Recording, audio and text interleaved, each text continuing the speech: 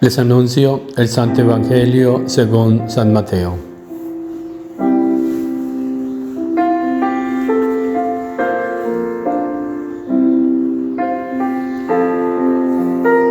En aquel tiempo Jesús recorría todas las ciudades y aldeas, enseñando en sus sinagogas, proclamando el Evangelio del reino y curando toda enfermedad y toda dolencia.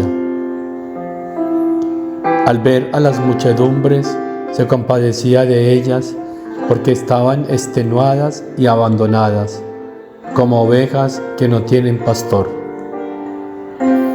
Entonces dice a sus discípulos: la mies es abundante, pero los trabajadores son pocos. Rogad pues al Señor de la mies que mande trabajadores a su mies.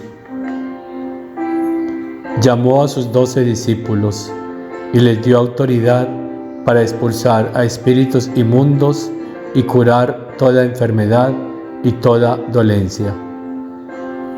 A estos 12 los envió Jesús con estas instrucciones: id a las ovejas descarriadas de Israel. Id y proclamad que ha llegado el reino de los cielos.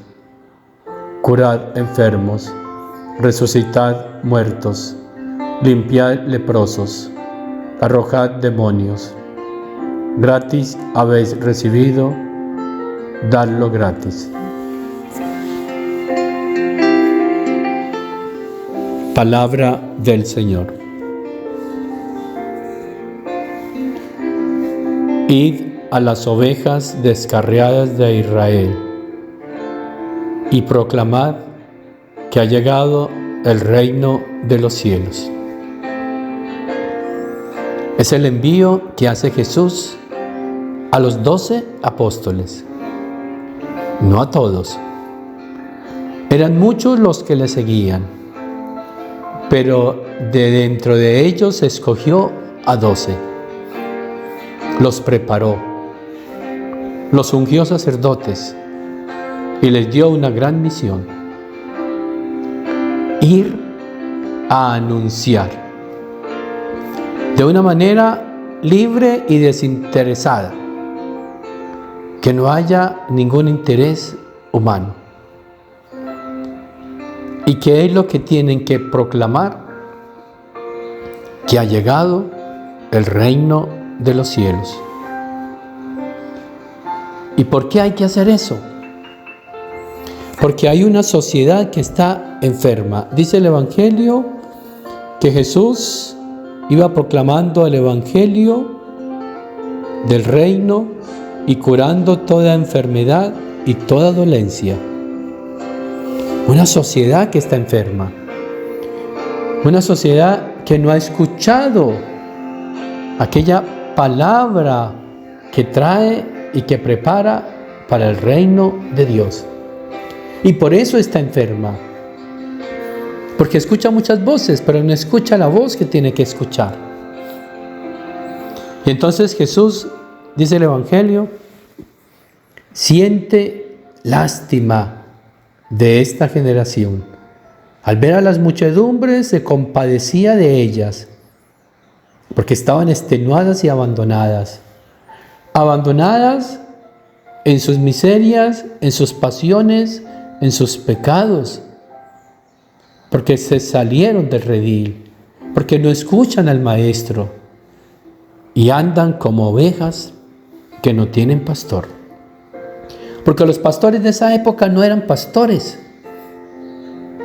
eran personajes que se buscaban a sí mismos, que se apacentaban a sí mismos y que tenían intereses humanos y hasta económicos, sociales y de poder.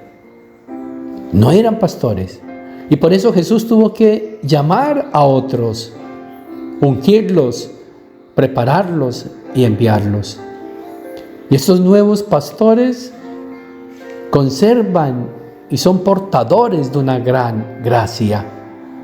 Y esa gracia es el reino de Dios.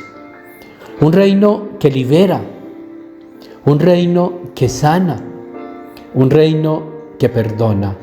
Y cuando el hombre es liberado de su pecado, de sus miserias, de su voluntad, entonces recibe la sanación. Es lo que produce en nosotros el perdón de Dios, una liberación total y definitiva para disponernos a ser parte de este reino. Pues estos discípulos portan este perdón y con el perdón limpian, liberan y entregan lo más grande, el mensaje, las verdades que generan en nosotros el reino. Id a las ovejas, dice el Señor, y proclamen que ha llegado el reino de los cielos. Eso que sucedió en la redención está sucediendo hoy en la iglesia. Muchos pastores que no son pastores, que se están apacentando a sí mismos, que tienen intereses personales y que se salieron del plan de Dios como los antiguos pastores. Entonces Jesús entre esos pastores está llamando a algunos, los está preparando y los está enviando para que vayan a anunciar que el reino de su divina voluntad ya está en medio de nosotros, para que esta palabra libere, purifique y santifique a las almas que escuchen y que escuchen con obediencia y humildad a estos y solo a estos pastores. A los laicos les dijo: oren, porque la mies es abundante, pero los trabajadores son pocos. Rueguen pues al Señor de la mies que mande trabajadores a su mies. Y no les dijo: vayan ustedes a predicar. No les corresponde a ustedes predicar. Le corresponde solo a aquellos ungidos, llamados y enviados por el Señor y que están preparados para predicar este reino de la divina voluntad. Entonces no asumas misiones que no te corresponden. Tu misión es orar y vivir, escuchar estas verdades, meditarlas y hacer de ellas tu vida, tu alimento y tu todo. Y así estarás contribuyendo para que el reino de la divina voluntad venga y domine en todos y cada uno de nosotros. Este reino tiene una madre.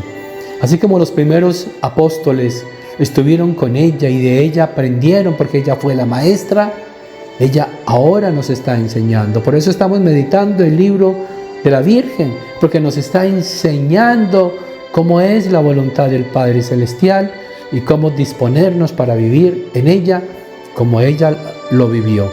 Que por tu intercesión, Madre Celestial, el Señor nos conceda la gracia de enviar apóstoles de la divina voluntad que proclamen en libertad estas verdades.